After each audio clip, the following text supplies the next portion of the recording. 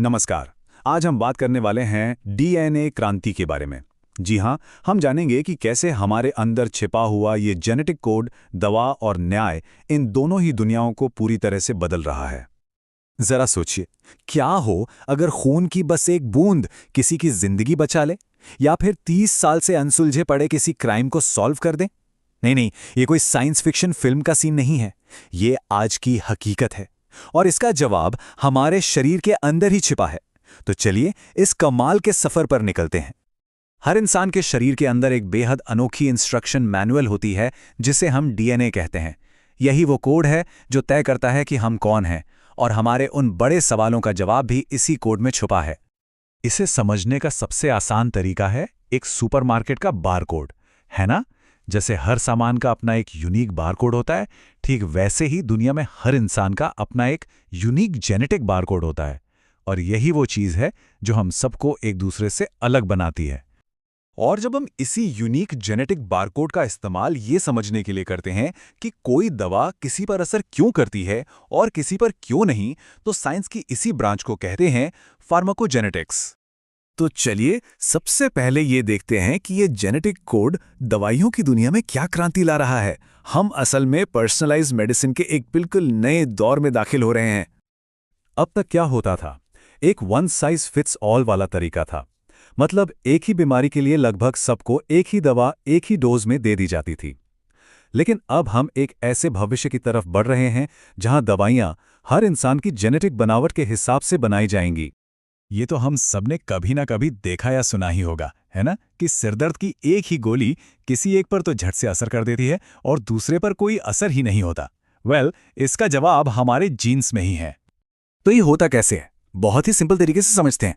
जब हम कोई दवा खाते हैं तो हमारे शरीर के कुछ एंजाइम उसे प्रोसेस करना शुरू करते हैं, लेकिन हमारे जीन्स की वजह से हर किसी के एंजाइम्स अलग अलग स्पीड से काम करते हैं।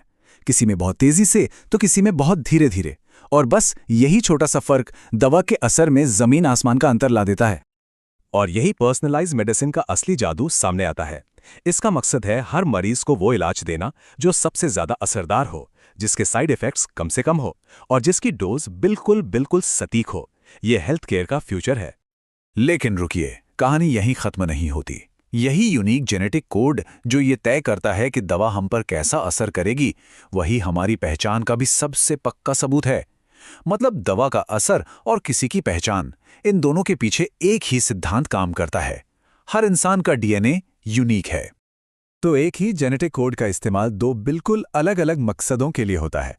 एक तरफ फार्माकोजेनेटिक्स है जो सही इलाज खोजने में मदद करता है, और दूसरी तरफ है डीएनए फिंगरप्रिंटिंग जो किसी की पहचान साबित करने के काम आता है, खास तौर पर फोरेंसिक्स में। डीएनए फिंगरप्रिंटिंग वो तकनीक है जिससे किसी भी इंसान की पहचान उसके यूनिक डीएनए प्रोफाइल के जरिए की जा सकती है, और ये एक अविश्वसनीय रूप से पावरफुल टूल है। और इस एक तकनीक ने फोरेंसिक साइंस, मतलब अपराध की जांच की दुनिया में सच में एक क्रांति ला दी है। इसने उन केसेस को सुलझाने में मदद की है जो दशकों से, सालों से बंद पड़े थे। जरा कल्पना कीजिए, एक क्राइम सीन है, केस सालों पुराना हो चुका है, कोई सुराग नहीं, और फिर अचानक वहां से एक बाल मिलता है। पहले शायद ये एक मामूली चीज होती, लेकिन आज की तारीख में ये सबसे बड़ा सबूत बन सकता है। अब इसकी प्रक्रिया भी काफी सीधी है। साइंटिस्ट उस बाल से डीएनए निकालते हैं, फिर उस डीएनए को एनालाइज करके एक यूनिक प्रोफाइल बनाते हैं, बिल्कुल उसी जेनेटिक बारकोड की तरह। और आखिर में इस प्रोफाइल को सस्पेक्ट्स के डीएनए डेटाबेस से मैच किया जाता है। और फिर आता है वो निर्णायक पल। क्राइम सीन से मिला डीएनए प्रोफाइल किसी सस्पेक्ट के प्रोफाइल से एकदम मैच कर जाता है। सोचिए, एक 30 साल पुराना केस सिर्फ एक बाल की वजह से सुलझ गया। ये सच में कमाल है। लेकिन डीएनए से पहचान का मामला सिर्फ अपराध सुलझाने तक ही नहीं रुका है। इसका इस्तेमाल तो पारिवारिक रिश्ते तय करने, जैसे कि पैटर्निटी टेस्ट में, या फिर किसी आपदा में मारे गए लोगों की पहचान करने, और यहां तक कि अपने पूर्वजों और फैमिली हिस्ट्री का पता लगाने में भी हो रहा है।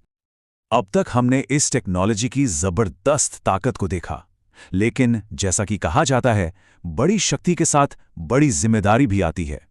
और यहीं से कुछ बहुत ही गंभीर और नैतिक सवाल उठ खड़े होते हैं। ये बात बहुत गहरी है।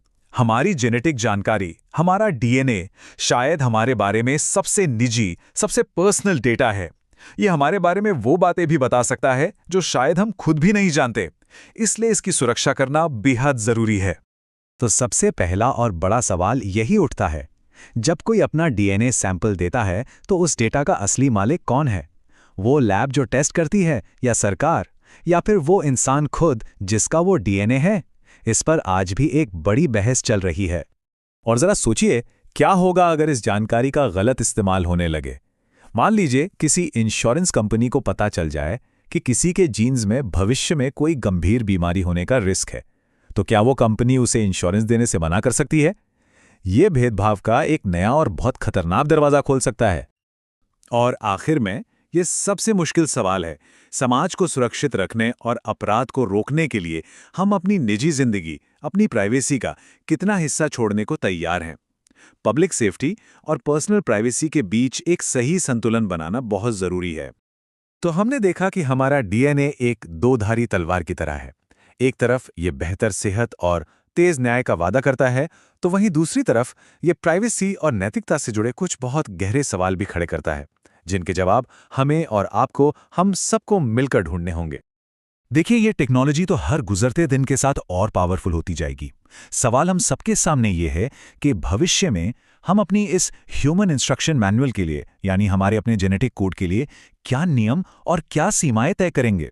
इस पर सोचना बहुत जरूरी है।